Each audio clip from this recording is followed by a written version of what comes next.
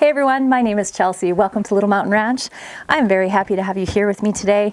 It is a bit of an overcast day today, but still warm, which is lovely.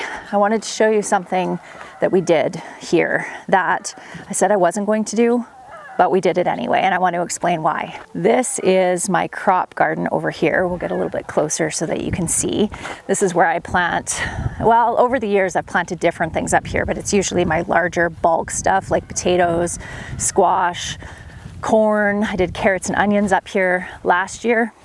Okay, here you go. You can see it a little better. Notice anything? It's tilled. And not only is this garden tilled, but so is this garden. As you know, if you have been here for a while, I have been transitioning from a tilled garden like this into a no-till garden. This would have been year 3 for no-till. But obviously it is not going to be year 3 for no-till because the garden is tilled. So we're going to go down into the greenhouse and I will share with you a little bit about why we made this decision. Over the last couple of months, Dan and I have been talking a lot about our priorities and trying to realign our life so that our priorities were actually the way that we were living life. Because it's really easy to have priorities, to know what your priorities are, but it's a lot more difficult to make sure that your life choices are in alignment with those priorities. And that tractor is really loud, so let's go down to the barn. Dan's just running the tillo over one more time, but I need to remove the power cords and the hose. Just give me 1 sec.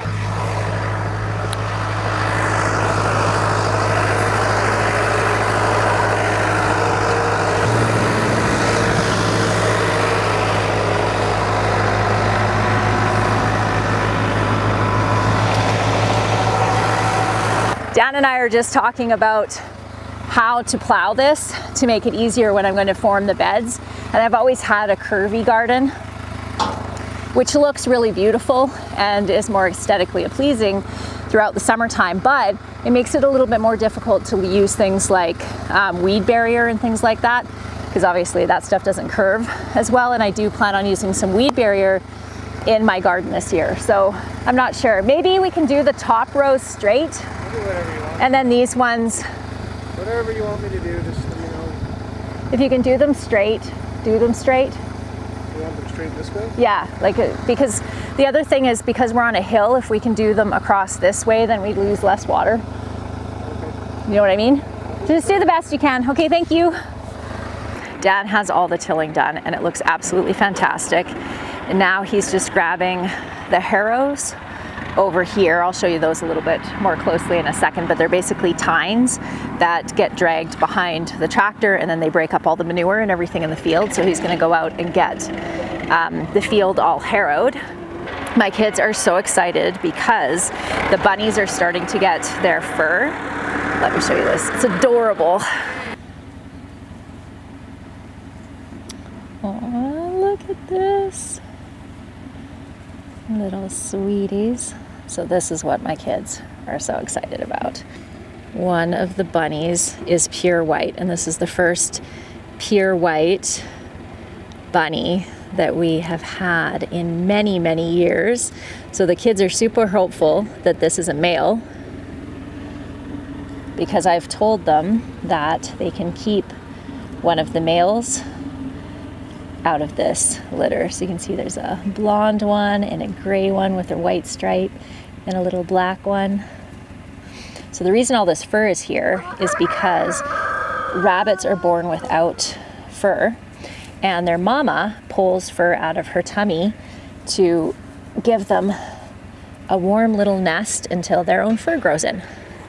So our female rabbit is in a tractor like this, and we pull or move it every day so she can have fresh grass and be outside. So the reason that I've told the kids that they can have one of the male rabbits is because our male rabbits get to free range all around the barn and they don't have to be in a cage. Our female rabbit has to be in a cage because obviously we would just have endless litters of bunnies if she was free ranging, and I don't want to have another rabbit that I have to worry about getting out or getting bred or anything like that, because I don't want to have any more baby bunnies. So if the little white one is a male, and we should know in a few weeks, then they get to keep it. But one of the other ones will be a male, so they get to keep one either way. They just love the white one. I don't blame them, it's adorable. There's our mama with her baby and still alive, which is fabulous. You're doing such a good job, Mom. Our meat chicks are doing great. We've only lost 2 of them, which is pretty good because we have had them for about 5 or 6 days now. It's pretty normal when you have a large batch like this, so there's 100 chicks, to lose a few of them within the first couple of days. We actually didn't lose any until I think day 4, so yesterday, and then we did lose 2 of them. The hatcheries actually send extra chicks because it's kind of a known thing that you'll at least lose a few in that first period of time, but to have only lost 2 out of the 100, I feel like is really good. You may be wondering why I feel it necessary at all to explain why I'm tilling a garden, especially if you're new to my channel. The reason is because over the last couple of years, even I would say 4 or 5 years, I've talked a lot about wanting to transition to a no-till garden. And because I haven't tilled my garden in the last couple of years, there would probably be a lot of questions for my longtime viewers if they saw me suddenly gardening in a tilled garden. So the reason that I wanted to transition to a no-till garden initially had to do with soil health. Soil ecosystems are really complex, but they're also very fragile. So when you break them up, it takes a long time to redevelop those systems again. And the healthier the ecosystem of the soil, the healthier your plants are going to be. So that's kind of the basic, very rudimentary science behind it. And then the other idea is that over time, because you're not tilling up the soil and bringing all of those seeds from underneath the soil, the annual seeds, over and over again year after year, that eventually your garden will have fewer weeds. So that sounds really appealing, and that was the reason why I really wanted to do it. However, if you don't do it properly from the beginning, and I'll link a couple of great videos on how to start a no-till garden if it's something that you're interested in, from people who did it properly. One of the things that's required is a pretty substantial layer of some type of weed barrier between the soil and where you're going to be planting. And usually that is achieved through using lots of layers of cardboard, lots of layers of compost and clean soil, and then mulch on the top of that. I think had I started with a smaller space to begin with, instead of trying to do my entire garden, because my garden is fairly large, I probably would have been successful in transitioning my garden over a period of years into being entirely no-till, and I may do that in the future. Over the last couple of years, I have been super busy and I have not had time to maintain my no-till garden the way that I should have. So what happened this spring is it was incredibly infested with perennial weeds, and what would have been required to bring it back to a functional level as a no-till garden would have been a lot of time investment. And coming back to what I was talking about earlier about the priorities, what Dan and I are doing with any decision we're making is we're bringing it basically to our list of priorities and going, okay, if we do this, is it going to allow for the things that are most important to us to be accomplished? Is it going to aid them in some kind of way? And if it isn't, we're choosing not to do it. When we brought the till or not till to that priority list, it became really obvious to us that we didn't want to take any time away from those other things on that priority list to try to make the garden a no-till garden this year.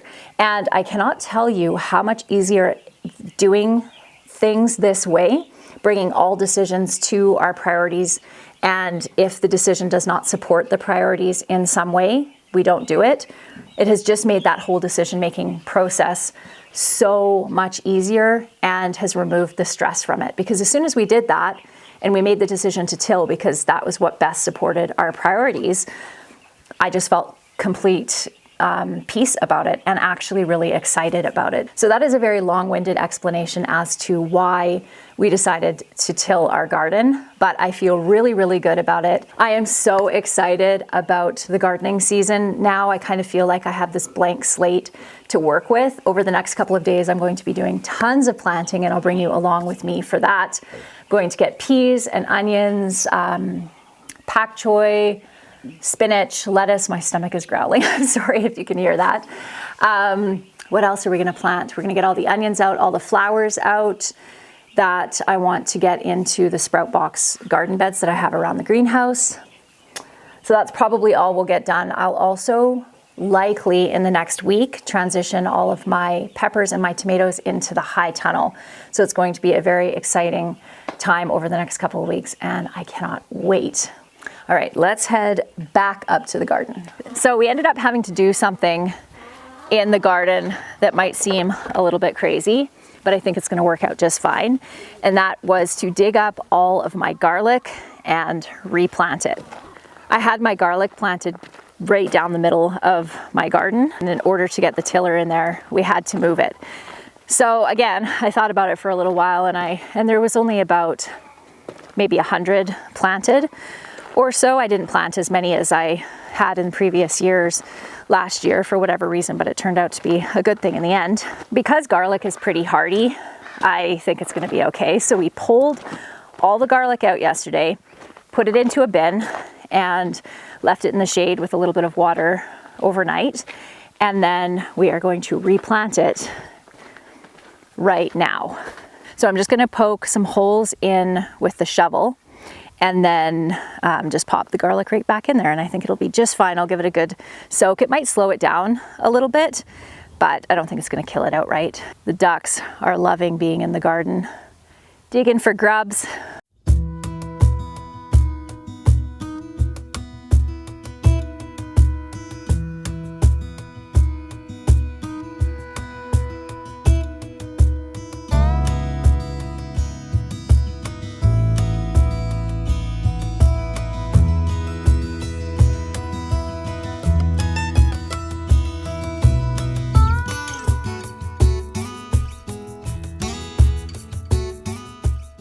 So there we go.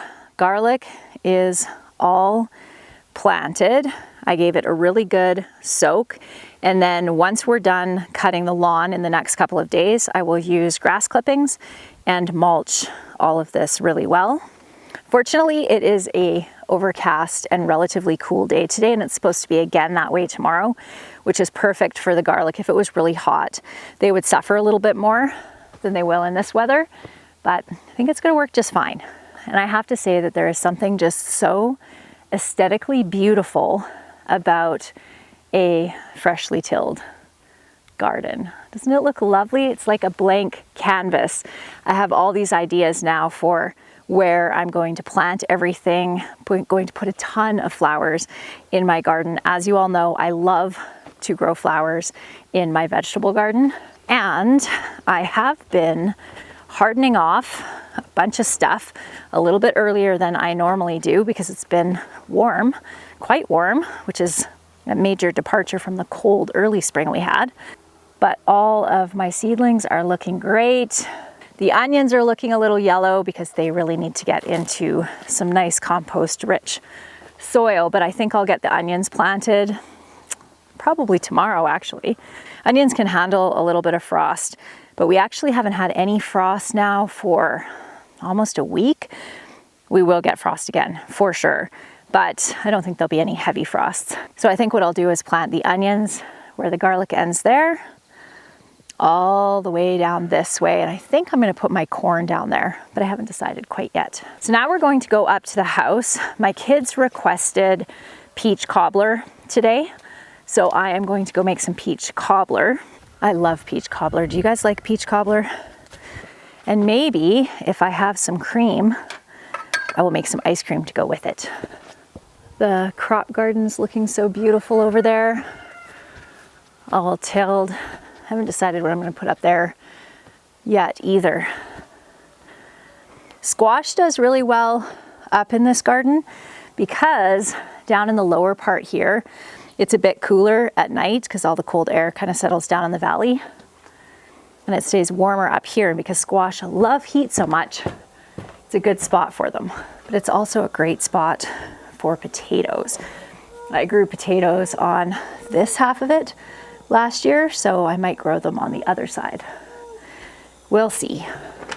All right, we have my fruit cobbler recipe, and this is out of my cookbook. Right now, the digital version of my cookbook is available on my website, and we will have a hardcover available hopefully in a couple of weeks. It's been a little bit time consuming, that piece of it, but the digital one is available. The cookbook is optimized for printing, so you can just get it printed at whatever local printing shop that you have available if you do want a print version and you don't want to wait for the hardcover or pay the hardcover price, because the hardcover books obviously tend to be a lot more expensive than digital versions. Okay, so our fruit cobbler, I am going to use for the filling for my fruit cobbler some of the peach pie filling that I canned. I'm trying to get through the rest of my canning over the next couple of months so that my pantry is ready for all the new canning that's going to be filling those shelves over the summertime. I'm going to double this recipe, so we're going to need a cup of butter. All right, I have had to melt my butter because my butter was frozen. So we're going to use a cup.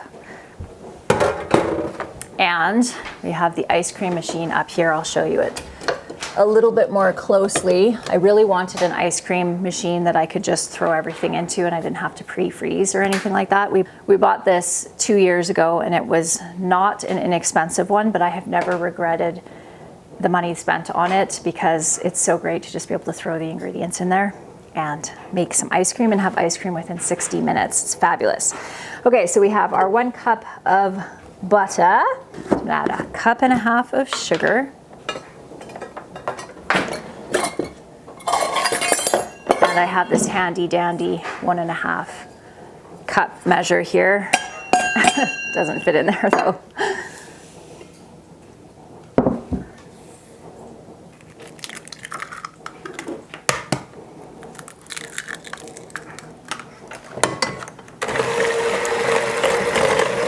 One cup of milk.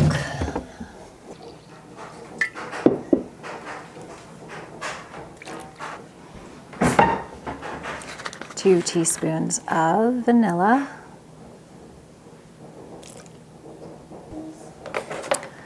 2 cups of flour, all-purpose flour. 1/2 teaspoon of salt. All right, and 5 teaspoons of baking powder.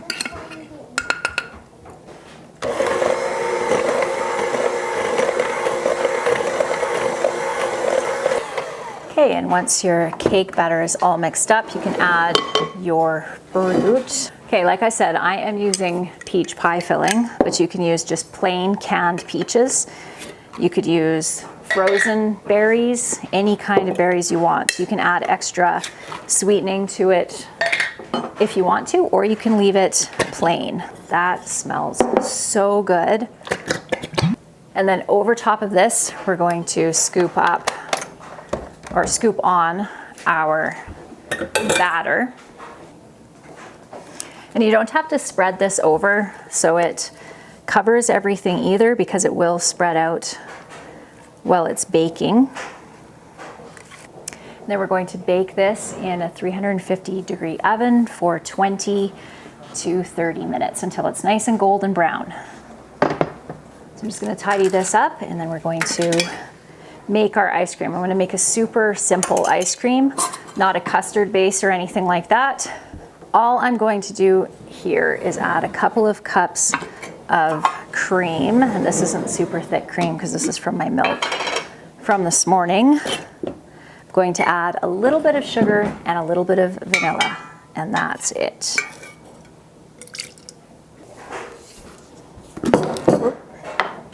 And about 1/2 cup of sugar.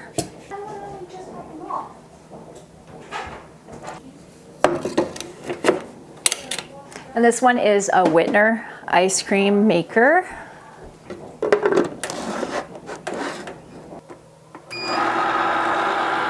Okay, now we wait.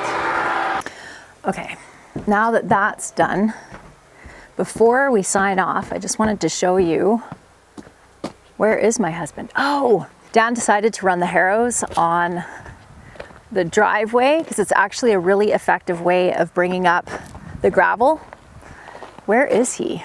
I can hear him, but I cannot see him. Oh, he's harrowing the lower field. Let's see if we can get over there so I can show you. So they aerate the soil a little bit because those tines on there are a good 6 inches and pretty heavy. It also kind of rakes it and pulls up anything, especially twine or anything like that that's on the fields, and then also breaks up all the manure. All right, we have ice cream and a dirty counter.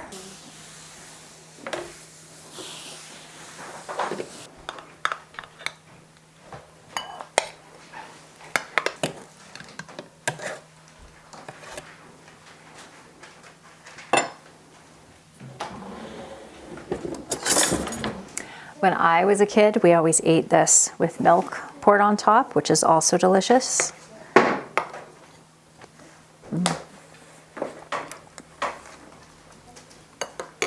So yummy. All right, my friends, that is it for us today. I hope you enjoyed today's video, and I look forward to seeing you next time. Bye.